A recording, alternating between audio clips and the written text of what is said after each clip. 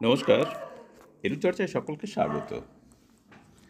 এই মুহূর্তে এই যে আমি একটি ছবি দেখাচ্ছি, সেই ছবির নিচে লেখা রয়েছে, এই মুহূর্তে জেলায় সাম্মানিক ঢুকল। যিনি এই জেলায় সাম্মানিক ঢোকার খবরটি দিয়েছেন, তিনি বেশ রসিক মানুষ এবং তার জ্ঞান, বাস্তব জ্ঞান এবং আর্ট জ্ঞান সম্পর্কে অবশ্যই আমার শ্রদ্ধা বাড়ল। যে 3টে হরিণ, 2টো জলপান করছে আর একটি তাকিয়ে আছে।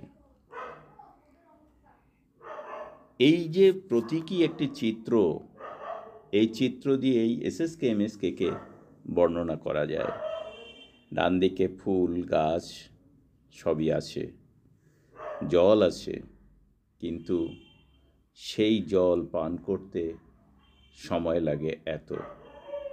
আর আরেকটি হরিণ অপেক্ষা করছে, সে আনন্দে অপেক্ষা করছে। এসএসকে এমএসকে শিক্ষকদের কাছে এখন একটি আনন্দই বলা যেতে পারে, কারণ যে দুশ্চিন্তা ছিল সেই দুশ্চিন্তা কাটিয়ে এসএসকে এমএসকের অনারারিয়াম বা ভাতা বা সাম্মানিক যাই বলি না কেন, রাজ্য মিশন থেকে জেলায় এসে পৌঁছেছে।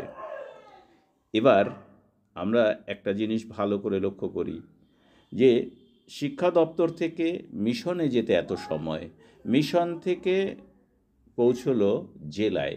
এবার জেলা যদি আবার এতদিন সময় কাটিয়ে দেয়, তাহলে এই তৃতীয় হরিণটি হবে তার আসল প্রতীক। জল পান করছে জেলা, আর এসএসকে এমএসকে শিক্ষকরা কিন্তু এখনও তাকিয়ে আছে। এই হচ্ছে এসএসকে এমএসকে শিক্ষক।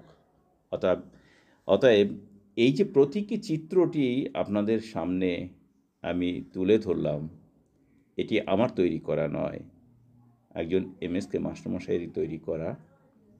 তো যাই হোক, খবর এই যে এসএসকে এমএসকের অনারারিয়াম বা সাম্মানিক ভাতা জেলায় এসে পৌঁছেছে।